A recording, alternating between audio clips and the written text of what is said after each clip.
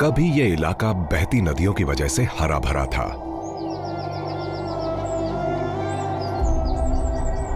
आज यहां सिर्फ रेत है, इतनी रेत कि मुंबई जितने बड़े कई शहरों के ऊपर उसकी चादर बिछ जाए। ये वो इलाका है जो बहुत तेजी से बदलता रहा है, फिर भी यहाँ के ट्रेडिशंस आज भी मौजूद हैं। ये कमाल का इकोसिस्टम है थार, इंडियाज ग्रेट डेजर्ट।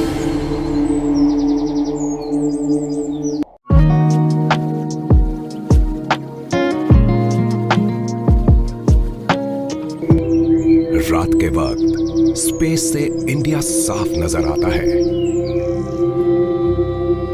ऊंचाई से देखने पर लाखों चमचमाती हुई लाइट्स दिखाई देती हैं।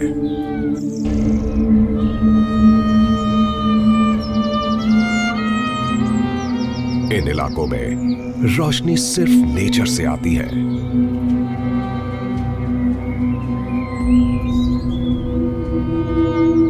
उगता सूरज इस इलाके पर रोशनी डालता है।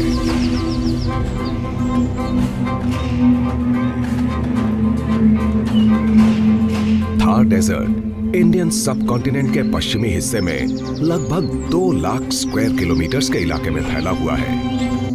इसका 85% हिस्सा इंडिया में पड़ता है और बाकी हिस्सा पाकिस्तान में। सबसे पुरानी माउंटेन रेंजेस में से एक अरावलीज साउथ में ये रन ऑफ कच्छ में जाकर खत्म होता है, जो दुनिया के सबसे बड़े सॉल्ट फ्लैट्स में से एक है। इस सूखे बंजर इलाके में जिंदा रहना बहुत मुश्किल है।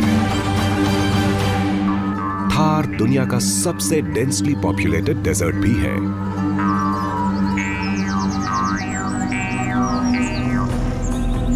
पिछले 2000 से भी ज्यादा सालों से यह इलाका बहुत बड़े ट्रेड रूट नेटवर्क का हिस्सा है, जो इंडिया, वेस्ट एशिया, यूरोप और चाइना को जोड़ता है।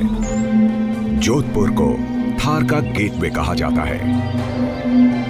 गर्मी के शुरुआती दिनों में सुबह सुबह आने वाली सूरज की रोशनी इस ब्लू सिटी को और खूबसूरत बना देती है। शहर के ऊपर नजर रखता हुआ पहाड़ी पर खड़ा है ये मेहरानगढ़ फोर्ट। इस किले को मारवाड़ स्टेट के राठौर राजाओं के रहने के लिए बनाया गया था। ये दुनिया के सबसे शानदार किलों में से एक है।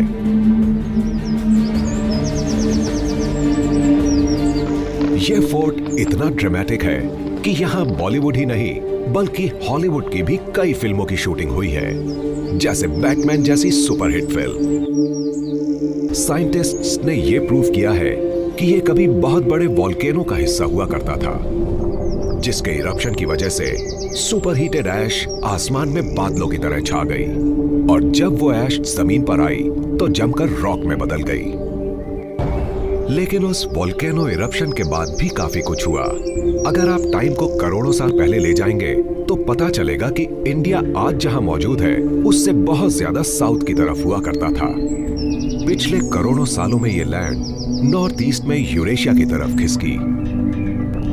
जब इसका निचला हिस्सा यूरेशियन प्लेट के निचले हिस्से से टकराया तो वो ऊपर की तरफ उठा। फिर इस ऊपरी इलाके से नीचे की तरफ आती हुई नदियां उस इलाके में बहने लगी जिसे हम थार कहते हैं। पानी के बिना ये इलाका डेजर्ट में बदल गया।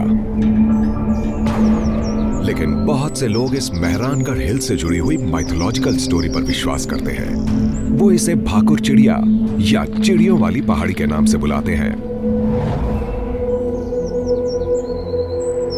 ब्लैक काइट्स यहाँ इतने पहले से हैं कि उन्हें रॉयल जोधपुर फ्लैग में भी जगह दी गई थी। आज ये बर्ड्स यहाँ शिकार की तलाश में नहीं है, बल्कि उस आदमी की तलाश में है जो इनका दोस्त है। चिड़िया वाले बाबा भले ही कहानी का हिस्सा बन गए हो, लेकिन उनकी जगह आज लतीफ कुरैशी को मेहरानगढ़ के नए बर्डमैन के रूप में जाना जाता है।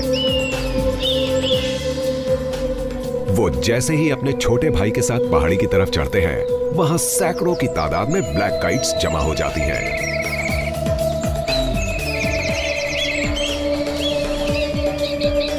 ये इन शिकारी बर्ड्स के खाने का टाइम है।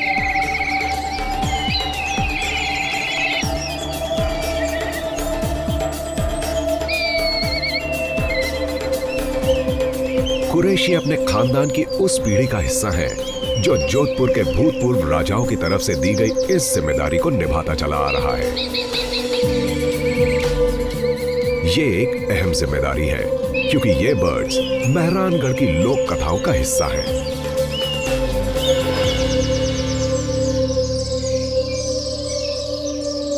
लेकिन मेहरानगढ़ में ब्लैक काइट्स के अलावा और भी बहुत सी बर्ड्स हैं। बारिश के कई महीने बाद भी थार रेगिस्तान में पानी की कोई कमी नहीं है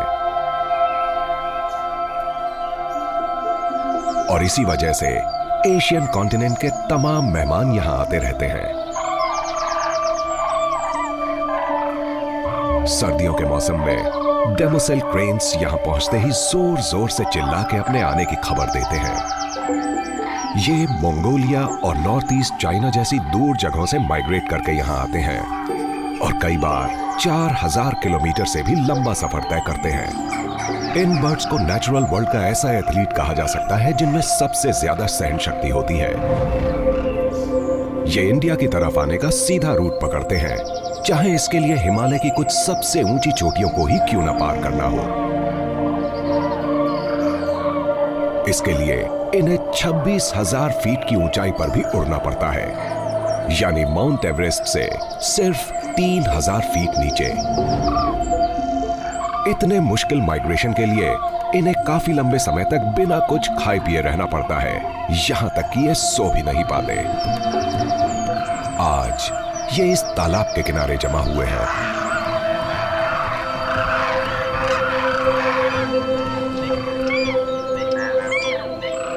थार में माइग्रेट होकर आई ये डेमोसेल क्रेन्स हजारों का झुंड बनाकर रहती हैं।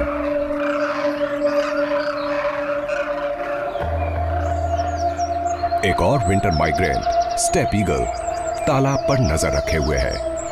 आमतौर पर तो ये छोटी चिड़ियों का शिकार करते हैं, लेकिन इन्हें क्रेन्स पर भी अटैक करते हुए देखा गया है। लेकिन इस स्टेप ईगल का ये इरादा नहीं है।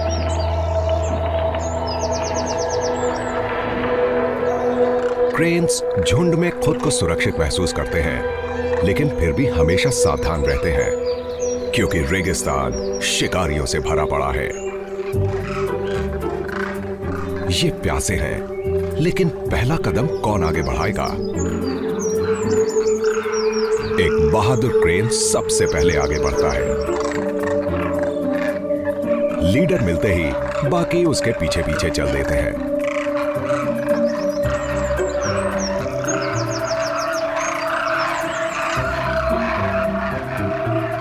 अगले कुछ महीनों के लिए ये पानी इनकी जिंदगी है। इंडिया तक आने में इन्हें काफी मुश्किल सफर तय करना पड़ा है। ये जख्मी क्रेन लंगड़ा कर किनारे तक पहुंचता है। हाई टेंशन केबल्स, शिकारियों के बुलेट्स और ट्रैप्स जैसे खतरों का सामना भी इन बर्ड्स को करना पड़ता है। ये क्रेन तो लकी था।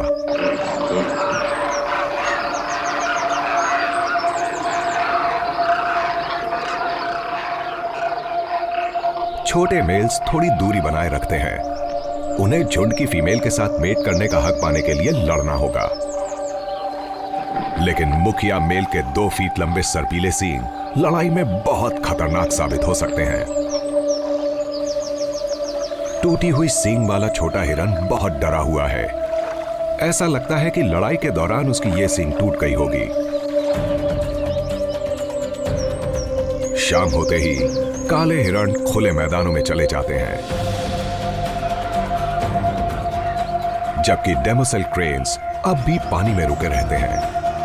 अब भी यहां पर खाने की भरमार है। इस वक्त रेगिस्तान में रहने वाले जीवों को फिक्र करने की कोई जरूरत नहीं, क्योंकि थार की गर्मी अभी आई नहीं है।